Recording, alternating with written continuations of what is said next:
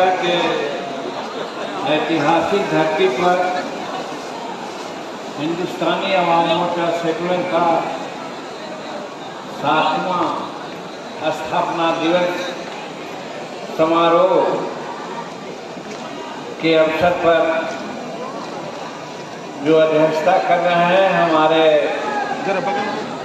जिला अध्यक्ष नारायण मांझी जी और संचालन कर रहे हैं हमारे गायक साथी संतोष सागर जी, मंचासीन यहाँ पर हैं हमारे हिंदुस्तानी अवाम मोर्चा सेकुलर के राष्ट्रीय अध्यक्ष माननीय मंत्री बिहार सरकार डॉक्टर संतोष कुमार सुमन जी और बिहार के पूर्व मंत्री भाई अनिल कुमार जी जो माननीय विधायक भी हैं, श्रीमती ज्योति जी जो बाराचट्टी के विधायक हैं, हमारे वरीय उपाध्यक्ष रामेश्वर प्रसाद यादव जी, उपाध्यक्ष रमेश जी, मार्कंडे प्रसाद जी, दानिश रिजवान जी जो प्रधान सचिव हैं, राधे श्याम जी जो हमारे अध्यक्ष हैं,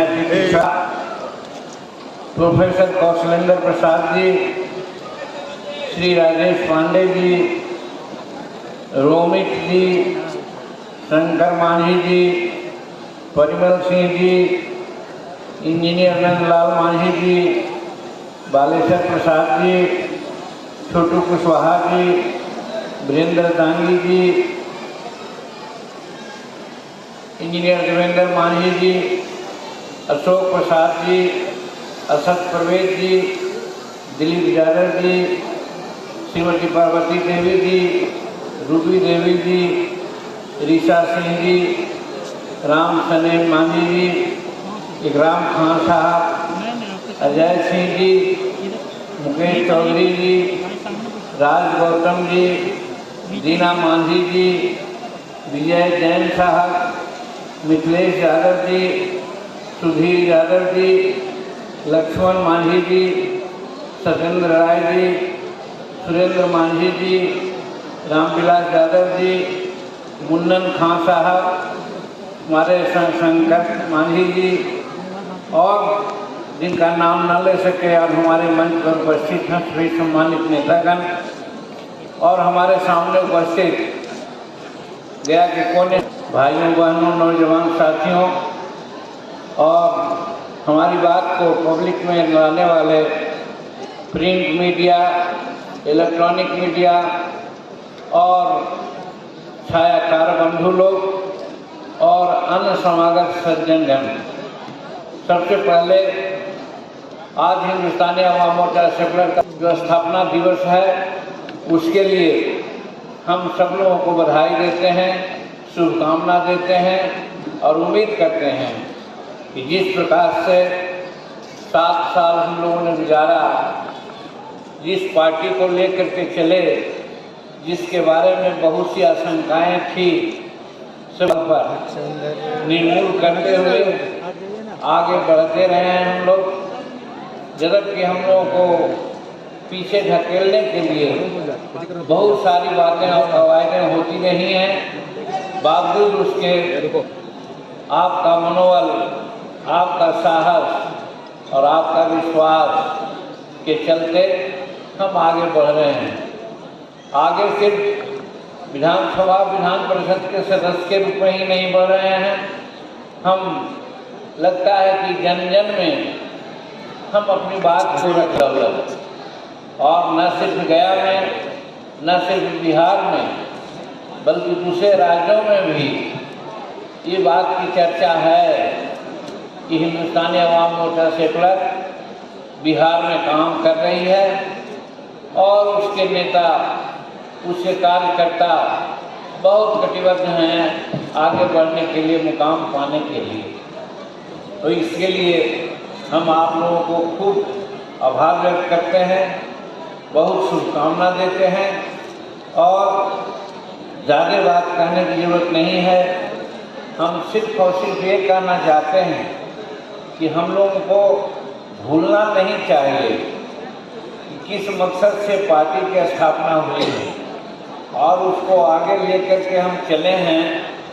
तो भले ईर्ष्यावश कोई नहीं कहे, लेकिन सच्चाई है कि जो अन्य पार्टियां सोचती हैं उस सोच से अलग हट करके हम लोग अपना काम करते हैं। और वो ये है कि अन्य पार्टियां इन प्रकारेण सत्ता प्राप्ति करने के लिए गठजोड़, दल बदल, इधर उधर आना जाना की बात करते हैं, लेकिन हम लोग सत्ता की परवाह नहीं करते। हम लोग जन मानता है, भले वोट न दे लेकिन पछताता है, बाद में कहता है कि आप लोग ठीक सोचते हैं, आप सही बात कर रहे हैं, लेकिन नहीं हम वोट दिया किसी कारण से, दुर्भाग्य है, आपको वोट मिलना चाहिए। हम समझते हैं हमारी यही जीत है। अब दूसरे राज्यों में भी जब हम लोग जाते हैं, हद से हद अभी हाल में कश्मीर जाने का मौका मिला था। कश्मीर के लोग भी इस बात की चर्चा करते रहे हैं कि बिहार में 9 महीने का मंत्रिमंडल काल में आपने बहुत अच्छा काम किया, और यदि वैसा काम सभी राज्यों में होने लगे तो जन समस्याओं का निदान निश्चित रूप में होगा, और वैसे लोगों का निदान होगा जन समस्याओं का जो गरीब हैं, जिनके बारे में आज तक कोई सोचा नहीं है, उसका निदान होगा। ये हम लोगों का थीसिस है और इसी थीसिस पर हम लोग काम कर रहे थे। और हमारा बुनियाद भी यही रहा कि जब मंत्री पद पर थे, मुख्यमंत्री के रूप में, या फिर विभिन्न प्रकार के विभागों में भी रहने का काम किया था, उस समय भी हम लोगों ने कुछ नया काम किया था। उसके बल पर हम लोग आगे बढ़े थे और हम समझते हैं कि उसी को लेकर हम लोग आगे बढ़ने का काम कर रहे हैं और करना चाहिए। अब रही बात कि हम जो किया है, यानी हमारी पार्टी का जो मेन सिद्धांत है, जिसका बुकलेट बना हुआ है, घोषणाएं अनेक समय में चुनाव के समय में हुई हैं, उन घोषणाओं को गांव-गांव तक पहुंचाने की आवश्यकता है, गांव-गांव तक जाने की आवश्यकता है।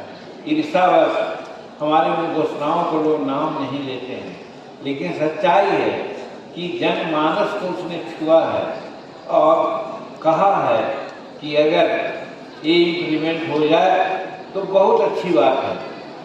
आज बिहार में युवाओं की संख्या ज़्यादा है। हिंदुस्तान के जो युवा हैं उनके प्रतिशत के हिसाब से बिहार में युवाओं की संख्या ज़्यादा है, और हम शेड्यूल कास्ट, शेड्यूल ट्राइब्स, अति पिछड़ा के लोग, जिसको कहा जाता है सरबराह वर्ग के लोग, जिसकी आबादी औसतन 85% कही जाती है, कहीं 80% की बात करते हैं, उसके युवाओं की संख्या अगर हम लोग सोचें तो सही बात है कि युवाओं की संख्या सबसे ज़्यादा है। और आज युवाओं के सामने समस्या है। कोई कह दे कि हम जिस 10 लाख, 20 लाख या 30 लाख सरकारी नौकरी देंगे, तो मैं समझता हूँ ये झूठी बात होगी। आप लोगों को भी समझाना चाहिए, सरकारी नौकरियाँ इतनी नहीं है कि 30 लाख और 25 लाख और 40 लाख को सरकारी नौकरी कोई देगा, लेकिन नियोजन हम दे सकते हैं, रोजगार हम दे सकते हैं। रोजगार उन्मुख शिक्षा आगे बढ़नी चाहिए और रोजगार उन्मुख काम होना चाहिए। इसी के लिए युवाओं को आगे बढ़ाने के लिए हम लोगों ने अपने समय में एक काम किया था, जो बिहार ही में नहीं हिंदुस्तान में उस प्रकार का काम नहीं था, और वो था कि जो ठीका पट्टा चलता है, उस ठीका पट्टा में युवाओं को कैसे हम सहयोग ले सकते हैं, उसके लिए कहा था। इसकी चर्चा हमारे कुछ साथियों ने किया है अभी। 1 लाख से लेकर के 75 लाख रुपया के ठीका तक हम नौजवानों को, शेड्यूल कास्ट, शेड्यूल ट्राइब की महिलाएं और अक़लियत के लोगों के लिए भी हमने उसको रिजर्व कर दिया था कि इनकी रिजर्वेशन चाहिए उसमें, और कोटा के अनुसार अगर मिलता तो वो लोग निश्चित काम करते। और एक काम और किया था उसने कि जो हमारे अनएम्प्लॉयड वैसे लोग हैं, ठेकेदारी करना चाहते हैं, उनको रजिस्ट्रेशन में अनेक बाधाओं का सामना करना पड़ता है।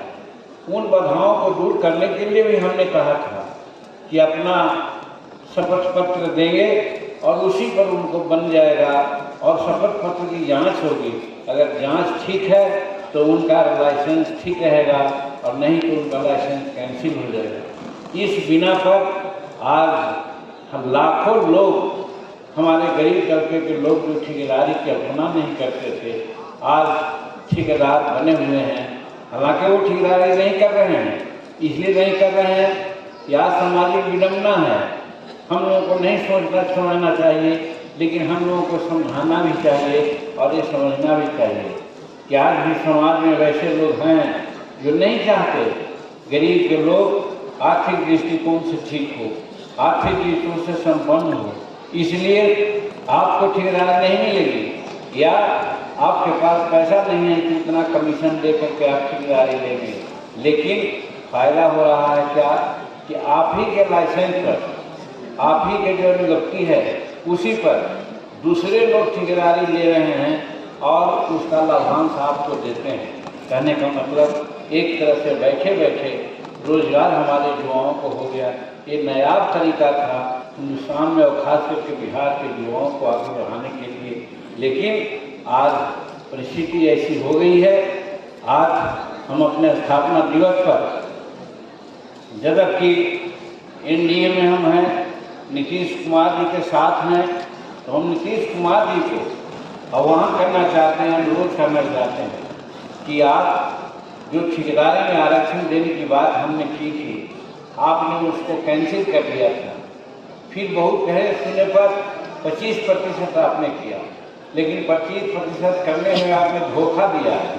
धोखा ये है कि 25% ठेका तो सरकारी तबके से ही होता है, टेबल मैनेजमेंट होता है, तब फिर आपने उसको 50 लाख किया, बहुत अच्छा काम किया, लेकिन वो 50 लाख आज क्रियान्वित नहीं है। वो फाइनेंस डिपार्टमेंट के फाइलों में शोभा बढ़ा रही है वो प्रस्ताव। हम आपसे अनुरोध करना चाहेंगे माननीय नीतीश कुमार जी, हम आपके साथ हैं, जब तक एनडीए में आप हैं हम आपके साथ हैं, आपके साथ रहेंगे। लेकिन ये लोक उपकारी बात जो बिहार के युवाओं को, खास करके गरीब युवाओं को एक रोजगार मिलता, आप फाइनेंस डिपार्टमेंट से वो मंगा लीजिए फाइल को और 50 ही लाख सही, हम तो कहते हैं महंगाई बढ़ी है, 75 लाख जो हम किया था उससे बढ़ करके 1 करोड़ और 2 करोड़ रुपये में ठेकेदारी में आप आरक्षण कर दीजिए तो हम आपका बहुत शुक्रगुजार होंगे और बहुत आपको कठोरता के साथ देंगे। आज हम साथ दे रहे हैं, देंगे भी, लेकिन हम लोग की जो कुछ बातें हैं उसको तो आपको इम्प्लीमेंट करना चाहिए।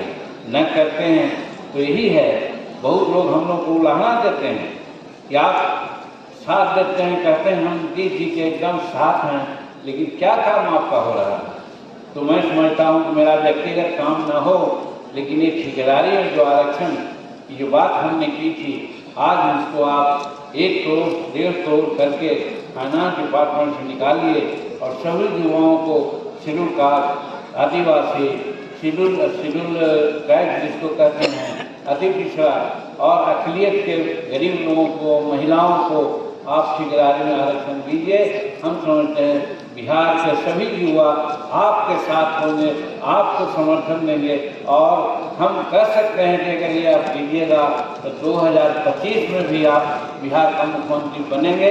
इसको कोई टोक नहीं सकता है, जो कोई रोक नहीं सकता है, ये मैं कहना चाहता हूँ। तो माननीय मंत्री जी, एक काम हम लोग किया था और आज आपको कहना चाहते हैं कि आप जन जन में जहाँ जहाँ भी हैं, जहाँ जाते हैं, जहाँ आपस में बात करते हैं, आज सदस्यता अभियान की बात है, सदस्यता अभियान चलाना चाहिए, सदस्यों की संख्या बढ़ानी चाहिए, खास करके आजीवन सदस्यों की संख्या बढ़ानी चाहिए। तो वैसे लोगों को इस बात की ट्रेनिंग, इस बात की जानकारी आपको देनी होगी। ये दीजिएगा तो निश्चित रूप में युवा हमारे साथ होंगे, और जब ये युवा युवती हमारे साथ हो जाएंगे तो निश्चित रूप में कल जरूरत पड़ने पर हम अपने पैर पर भी खड़ा होकर के एक मुकाबला कर सकते हैं सिद्धांत प्राप्त करने के लिए। तो ये बहुत आवश्यक आज के दिन में है, जिसको कि करना चाहिए था वो नहीं हुआ। तो हम इसी रूप में एक दूसरा काम, अभी विश्व स्तर पर अंतर्राष्ट्रीय महिला दिवस मनाया गया, महिला सशक्तिकरण की बात आती है, और बाबा साहब ने भी कहा था, सब कोई कहता है कि शिक्षा एक ऐसी विधा है जिसके बिना कोई आगे बढ़ नहीं सकता, और शिक्षित जब होगा तो भगवान बुद्ध ने भी कहा था बुद्धम शरणं गच्छामि, उसी आधार पर अम्बेडकर साहब ने कहा था कि शिक्षित हो। लेकिन आज शिक्षा की क्या स्थिति है? आज शिक्षा में चाहे मर्द की बात हो या लड़की की बात हो, शिक्षा की जो कल्पना की थी हमारे बाबा अम्बेडकर ने कि कॉमन स्कूलिंग सिस्टम होना चाहिए, राष्ट्रपति का बेटा हो या भंगी का संतान, सबको शिक्षा एक समान, एक कल्पना लोहिया जी और हमारे बाबा साहब ने किया था। लेकिन आज बदकिस्मती बस नहीं हो रहा है, दूसरे मुल्कों में हो रहा है, और इसी का परिष्कृत रूप आज दिल्ली के मुख्यमंत्री केजरीवाल साहब इम्प्लीमेंट किए हुए हैं। आज वहाँ पर देखा जा रहा है कि प्राइवेट स्कूल से बच्चे नाम कटा करके सरकारी विद्यालय में जा रहे हैं। होना वही चाहिए, सरकारी विद्यालय में गरीब के बच्चे पढ़ते हैं, अमीर के बच्चे प्राइवेट विद्यालय में पढ़ते हैं, तो वो व्यवस्था हो।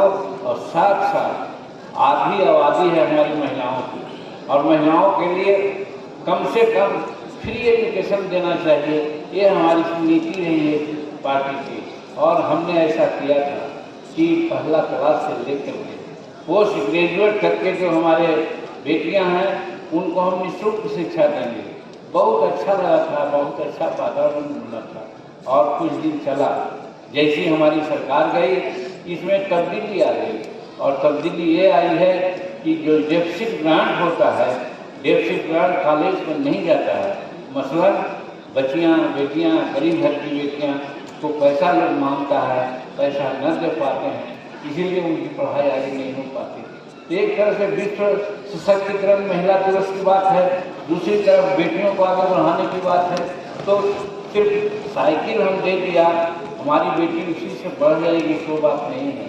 साइकिल के अलावा उसको मुफ्त शिक्षा भी होनी चाहिए थी, और वो मुफ्त शिक्षा क्योंकि आज की स्थिति ये है कि डेफिसिट ग्रांट आप न दे रहे हैं। माननीय मुख्यमंत्री जी, हम आपसे प्रार्थना करते हैं कि आप सब काम कर रहे हैं, अच्छा काम कर रहे हैं, विकास का काम कर रहे हैं।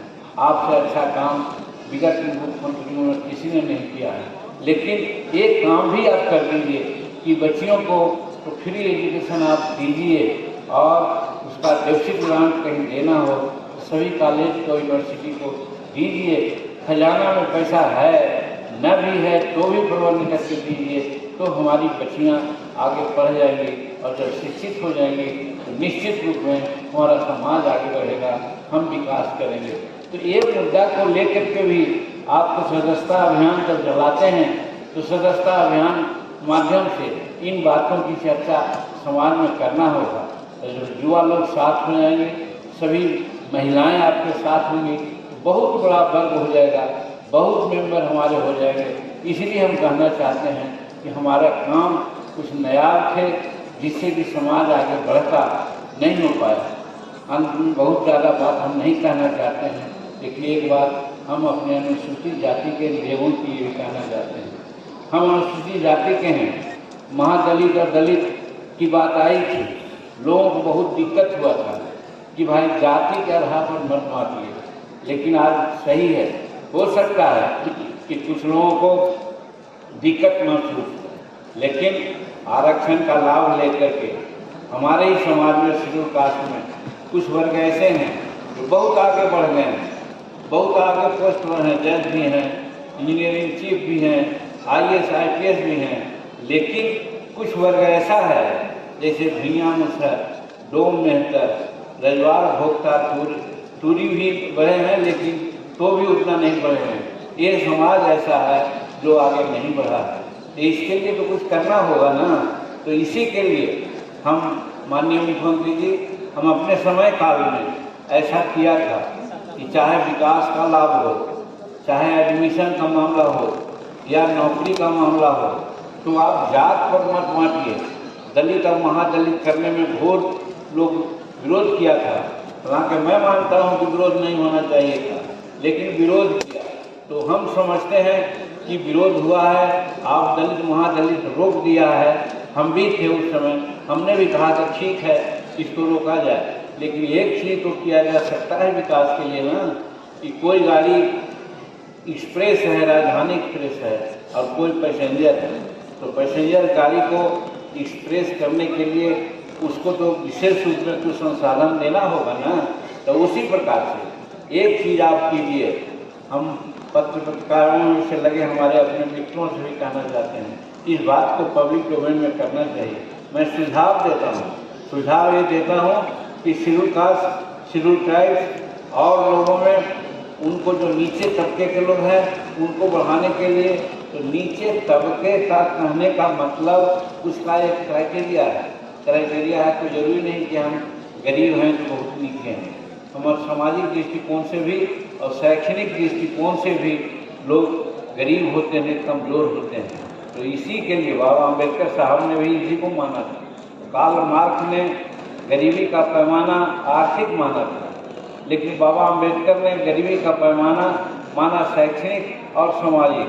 आज कोविंद साहब आज माननीय राष्ट्रपति नहीं रहे, आज उनका समय पूरा हो गया, लेकिन उनकी पत्नी जब भुवनेश्वर गई थी तो गर्भगृह में उनको नहीं जाने दिया गया। यही सामाजिक विडंबना है। अभी कितनों राष्ट्रपति थे तो भी हुआ। जीतन मांझी मुख्यमंत्री था, गया था मधुबनी में, कोई साथी बहुत प्रेम से एक मंदिर ले गया देवी मंदिर में, जबकि आप जानते होंगे हम मंदिर और मस्जिद में पूजा पाठ में विश्वास नहीं करते हैं, हम कर्म में विश्वास करते हैं। कर्मणा वाचा से जब शुद्ध होकर हम काम करेंगे तो अगर भगवान कही है तो हमको मदद मिलेगा, और हमको आज मदद मिली है। हम उसी के बल पर आज जिस पद पर हैं, हम बद्धी नहीं बांधते हैं, अंगूठी नहीं पहनते हैं, पूजा नहीं करते हैं, लेकिन उसके बावजूद भी है। इसका मतलब है कि कर्म ही की पूजा होनी चाहिए और कर्म की बात किया। लेकिन होता क्या है, क्या किया वहाँ लोग किया क्या कि मंदिर को धोया गया। तो यही सामाजिक स्थिति है। तो इसीलिए सामाजिक स्थिति और शैक्षणिक स्थिति ठीक करने के लिए आवश्यकता थी हम लोगों को आगे बढ़ाने के लिए कुछ काम करने का। तो बच्चियों के लिए तो उस तरह से हुआ, लेकिन बच्चों के लिए नहीं हुआ। उसका कारण वही हुआ कि जो कॉमन स्कूलिंग सिस्टम की बात आई, कॉमन स्कूलिंग सिस्टम की चर्चा कोई नहीं करता। इसलिए नहीं करता कि द्वयोन्मुखी है। हम कहना चाहते हैं आपसे कि हम अपने बच्चों को पढ़ाया सरकारी विद्यालय के अलावा पब्लिक विद्यालय में, आज पढ़े हैं लोग। मेरा कहने का मतलब है कि आज कितने लोग पढ़ा सकते हैं पब्लिक स्कूल में। गरीब के बच्चे गरीब में पढ़ सकते हैं, लेकिन अमीर के बच्चे बड़े बड़े स्कूलों में पढ़ते हैं, जिसके चलते नौकरी पा लेते हैं, रोजगार पा लेते हैं। तो इसके चलते भी हम लोगों ने उस समय कहा था कि एजुकेशन में स्टाइपेंड में आगे पीछे करना चाहिए, बढ़ाना चाहिए। वो सब नहीं हो सकता। तो हम एक कहना चाहते हैं आज के लिए कि जब शिक्षित आप कर देंगे, महिलाओं को और बच्चों को ठेकेदारी में आरक्षण आप दे देंगे, तो निश्चित रूप में हम आगे बढ़ेंगे। और उसी प्रकार से हमारे दलित वर्ग के लोग के विकास का जहाँ तक सवाल आता है, आप बोल देते हैं कि हम 3 डिसमिल जमीन देंगे, आप बोल देते हैं कि इतना घर देंगे, चाहे प्रधानमंत्री राष्ट्रीय योजना का मामला हो, इलाहाबाद का हो या फिर बिहार का हो, लेकिन आज सर्वे कराइए। हमारी पार्टी का मानना है कि आज सर्वे कराइए। आज इतना ज़्यादा घूसखोरी उसमें है, हम संगठन दल के रहते हुए भी कहना चाहते हैं कि माननीय नीतीश कुमार जी, अगर सचमुच में आप चाहते हैं कि पता लगे कि हम किसको किसको घर दिया है, तो एक आप आयोग बनाइए, कमीशन बनाइए, और वो कमीशन बना के जाँच कराइए। 100 घर आप दिए हैं तो 70-80 घर ही नहीं बने हैं, 30 घर और 20 घर बने हैं। कारण जो हेड्स हैं, जिनके पास पैसा है, जो रिश्वत दे करके मकान ले लिए हैं 15,000, 20,000, 30,000, वही मकान बना पाए हैं। और जो गरीब है, जो किसी तरह से खा पी लेता है, उससे 30,000 रुपया घूस लिया जाता है। तो नतीजा क्या होता है? प्लिंथ तक बना हुआ है, उसके बाद अगर हुआ तो डोर लेवल में गया, बहुत हुआ तो ढलैया हुआ, फिर उसके बाद न केवाड़ी है, न खिड़की है, न प्लास्टर है, न कुछ है, खगड़ा से उसका खिड़की झटका रहता है। आज ये देखवा लीजिए तो हम समझते हैं कि आपको पता चल जाएगा कि हम क्या सच्चाई है कि हम कितने लोगों को इंदिरा आवास दिया है और कितनों को न दिए हैं। तो इसीलिए हमारा अनुरोध है कि आज ठेकेदारी तो है ही है, लेकिन उसके बावजूद भी आप इस पर कड़ी नज़र रखिए। हाँ, एक बात जरूर हम आप लोगों से कहना चाहते हैं कि हमारे लोग भी कमज़ोर हैं, शिक्षा के अभाव में उनमें मनोबल नहीं है कि अगर कोई लेता है 30,000 तो कुछ कहने को तैयार नहीं है। हम वो भी कहते हैं, लोग भी कहते हैं, कहाँ कौन शिकायत कर रहा है, आप लोग ऐसे बोलते हैं। और हम लोग यहाँ जाते हैं, वहाँ सब रहता है 30,000 लेता है, हम भी जानते हैं 30,000 लेता है, लेकिन कोई कहने वाला रहता तो। इसीलिए हमारे हिंदुस्तानी अवाम मोर्चा से के जो कार्य करता है, जहाँ घूमता हो बोर्ड बनावे, शिक्षित बनावे, कहे कि अपने अधिकार के लिए आप लड़ो। और अगर कहीं कोई घूस की बात मानता है, रिश्वत की बात मानता है, तो आप बोल्ड होकर कहो हमारे कार्यकर्ता आपको साथ है, आपको थाना और केस में मदद करेगा। ये हम शेड्यूल कास्ट के लिए कहना चाहते हैं। जब ऐसा करोगे तब तुम्हारा घर बनेगा, और नहीं तो आज हम लोग जाते हैं तो रोआ काम हो जाता है। हम अभी कमेटी के माध्यम से रोहतास गढ़ में गए, रोहतास पहाड़ पर गए, वहाँ पर धौरा पहाड़ पर गए, हालत देख करके आँख से आंसू आ जाते हैं, लोग कैसे रहते हैं।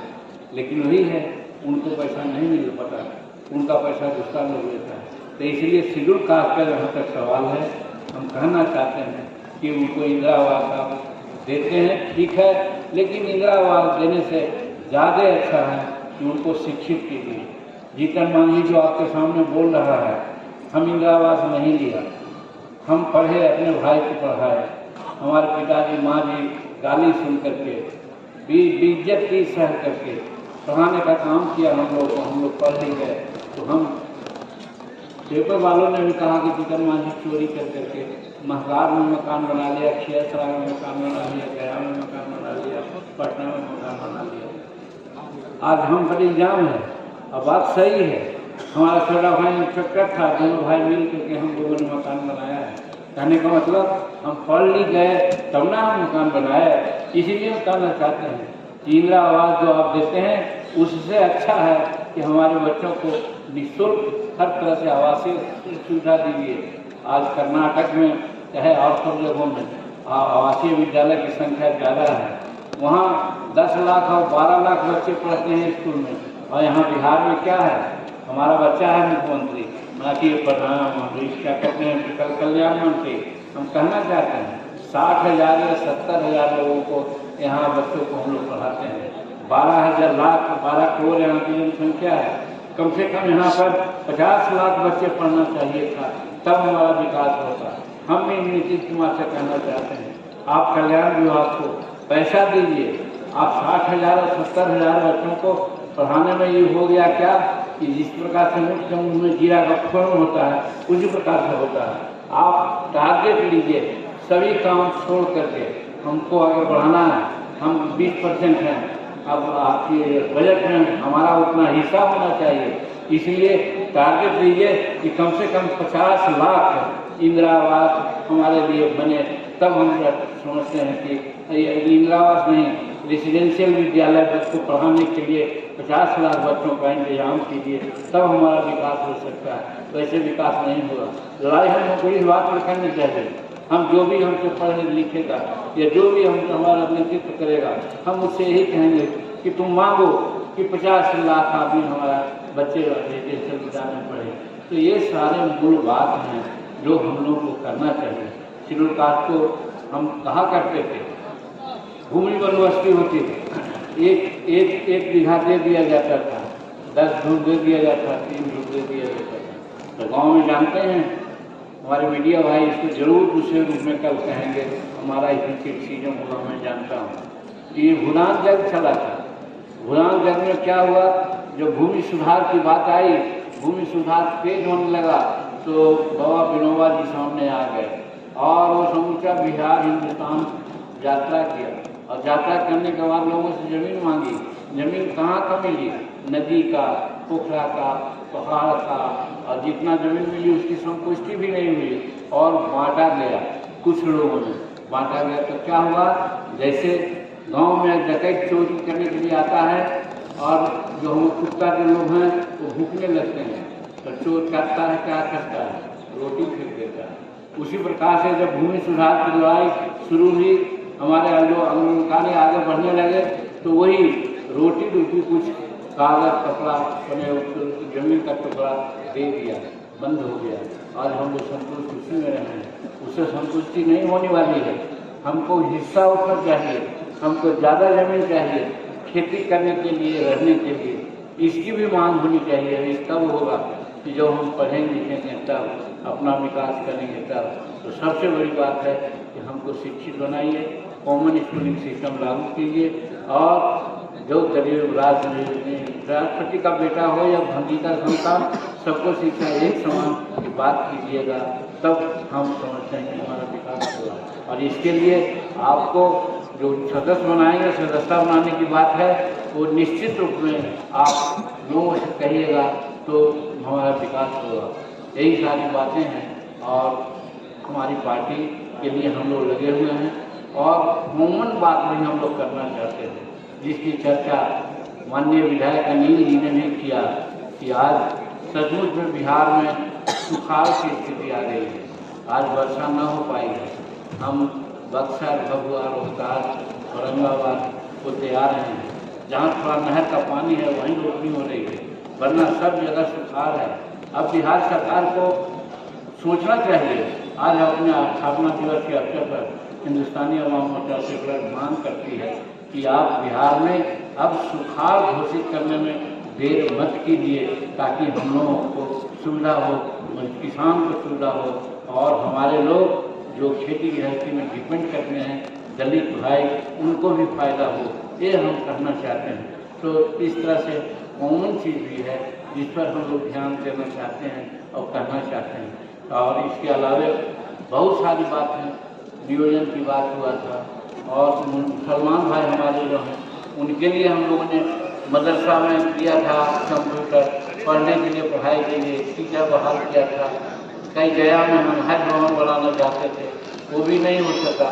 उस समय जितने भी वहाँ पर थे बोर्ड थे, शिया बोर्ड, सुन्नी बोर्ड या हज भवन, सबको जहाँ लाख में पैसा मिलता था हम करोड़ में पैसा दिया था। ये सब बात माइनॉरिटी भाइयों में भी कहिए ताकि वो हमारे साथ जुड़ सकें। और कल ये कहते हैं लोग हम एनडीए के साथ में, इसलिए मुसलमान भाइयों के साथ नहीं देते हैं। हम कहते हैं आप गलतफहमी है, हम एनडीए में रहें या कहीं भी रहें, हमारे नब्ज में, हमारे जहन में समाज के सब लोगों के लिए समानता है, मानता है। हम वो मत करेंगे। इसलिए मुसलमान भाई भी हमारे यहाँ हैं, उनके लिए भी हम लोग सोचते हैं, उनके लिए भी हम लोग लड़ेंगे, उनके लिए भी जाइए और उनके लिए भी कहिए कि जीतन मांझी अपने समय काल में आपके लिए भी सब काम किया था, उनको भी सदस्य बनाइए। तो हम समझते हैं हमारा विकास होगा। और जहाँ तक फॉरवर्डिंग की बात आती है तो फॉरवर्ड के बारे में कुछ लोग कहते हैं ये पार्टी है मुसहरों और भूया की पार्टी है। मानता हूँ हमारे फॉलोवर मुसहर भूया इसमें हैं, क्योंकि यहाँ कल भी चल सकता है। रामविलास पासवान जी के साथ विशाल भाई हैं, मायावती जी के साथ हमारे रविदास भाई हैं, तो जीतन मांझी के साथ भूया मुसहर भाई हैं, इसमें कोई शक नहीं है। हमारी वो पूंजी है, लेकिन इसका यह मतलब नहीं है कि हम दूसरे की बात को नहीं सोचते हैं। फॉरवर्ड के बारे में हम सोचना चाहते हैं। आज मैं आपसे कहता हूँ, याद होगा हमारे सभी साथियों को, ताल कटोरा स्टेडियम दिल्ली में जो हम बोल रहे थे, तो सबसे पहले हिंदुस्तान में हमने मांग किया था कि बड़जनों में भी गरीब होते हैं, उनके लिए भी आरक्षण की आवश्यकता है। हम उदाहरण दिया था बाराचट्टी का। बाराचट्टी का एक गाँव है, वहाँ पर एक ब्राह्मण परिवार दिल्ली में काम करता था, वो मर गया। उसके घर में उसकी बेटी है, उसकी माँ और एक पत्नी थी। वो लोग कुछ नहीं पैसा था, हम उस समय 15,000 रुपया दिया था, विधायक थे हम वहाँ का, और जब 15,000 खत्म हो गया उसके बाद वो लोग अपने सुसाइड कर लिए, तीनों परिवार मर गए। तो गरीबी ये हालत है फॉरवर्डों में। इसीलिए हम कहा था कि आरक्षण गरीबों को ही मिलना चाहिए। और दिल्ली के 10 ऑर्गेनाइजेशन जो फॉरवर्ड समाज के थे, हमारा उस समय स्वागत किया था, और अंतर्गत आपने देखा कि आज आरक्षण उन लोगों को 10% मिला। इसमें कहीं कोई हमको गरज नहीं है, हम खुश हैं। लेकिन साइमल्टेनियसली हम ये भी कहते हैं कि जितनी जिसकी जनसंख्या भारी मिले उसको उतनी हिस्सेदारी। जब हमारे वो 10 या 15% हैं तो 10% आरक्षण मिला है। अगर हम 85% हैं तो हमको 49% आरक्षण मिलने से काम नहीं चलेगा। हमारे लिए भी कम से कम 70% आरक्षण दीजिए, जिसका लोग चर्चा लोग करते थे। तो हम भी आज अपना स्थापना दिवस के काल में मांग करना चाहते हैं कि हम लोग के लिए भी, समाज के अन्य वर्गों के लिए भी कम से कम 70% आरक्षण दीजिए। और आरक्षण के बाद हम ये भी कहना चाहते हैं कि शेड्यूल कास्ट में जिस प्रकार से हमने कहा था कि भाई इसके जात के नाम पर नहीं बांटिए, आप इसकी शैक्षणिक स्थिति को देख करके कीजिए। जिस समाज की शैक्षणिक स्थिति बढ़ा हुआ है उसको आप एक कैटेगरी में रखिए, और जिसकी शैक्षणिक स्थिति कम है उसको आप प्रिविलेज स्थिति में रखिए। इसी तरह से हम स्टाइपेंड देने का काम उस समय किया था अपने मंत्रिमंडल काल में। आज भी माननीय मुख्यमंत्री से मांग करते हैं, संतोष कुमार सुमन कल्याण मंत्री हैं, प्रस्ताव है हमारा वहाँ, आप प्रस्ताव दीजिए कि जो भुइयां मुसर ढूंढ मेहतर नट इत्यादि जो हैं जिनकी साक्षरता दर 15% से कम है उनको लाभ मिलना चाहिए स्टाइपेंड में, विकास में और तरह के लाभ में, लेकिन नहीं मिलता है। गहे सहे शेड्यूल कास्ट के नाम पर जाता है।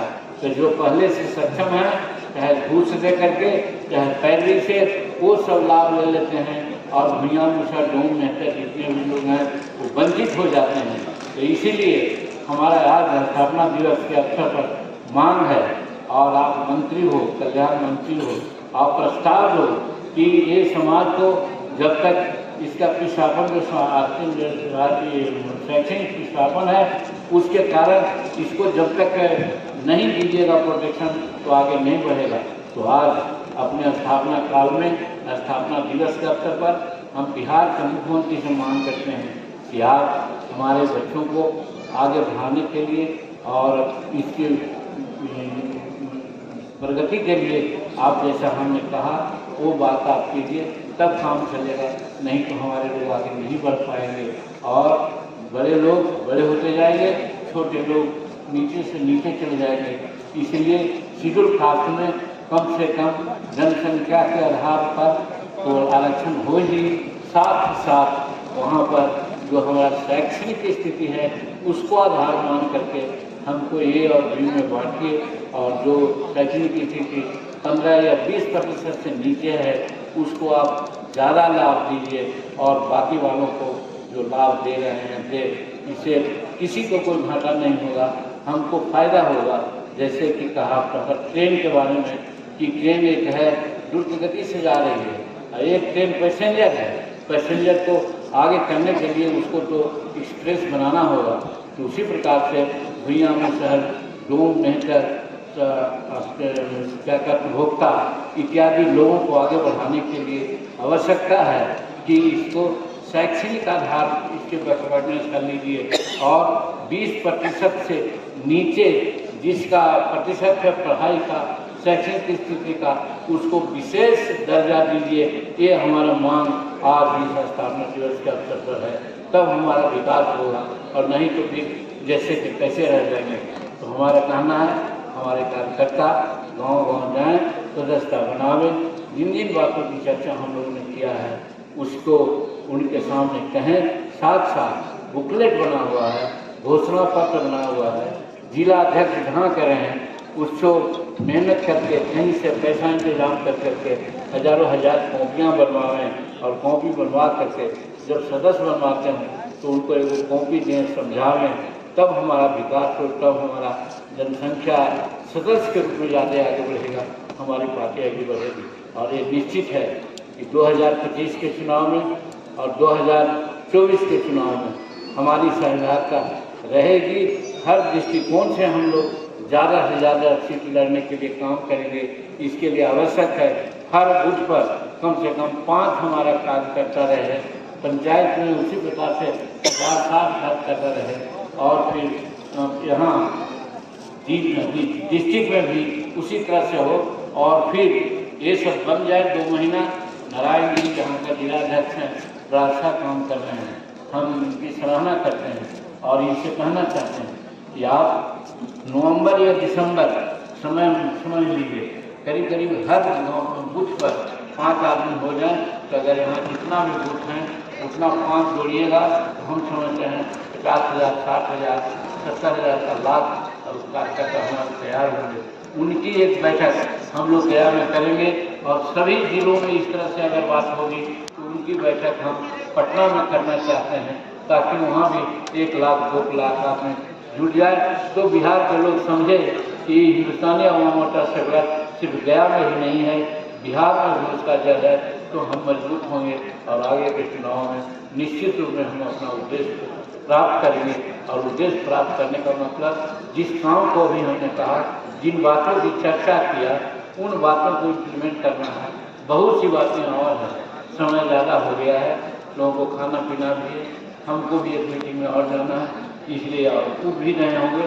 लोगों को कहना होगा कि हितनवानी को बोलने की थोड़ा सा आदत है, ज़्यादा बोल देते हैं, लेकिन कहने का मतलब है मटेरियल है, तथ्य है। इस तथ्य से अवगत कराना बहुत ज़रूरी है, और ख़ास करके मीडिया भाइयों से तो जरूर हम अनुरोध करेंगे। आपको भी हम गरीब कैटेगरी में माना है, और इसीलिए हम आपके लिए पेंशन, आपके लिए जिला में जिला क्लब इस तरह बनाने की बात किया था। तो कम से कम हमारी बात ईमानदारी से आप समाज के डोमेनियन में रखें, तो हम आपके बड़े शुक्रगुजार होंगे। बहुत बहुत धन्यवाद। बहुत बहुत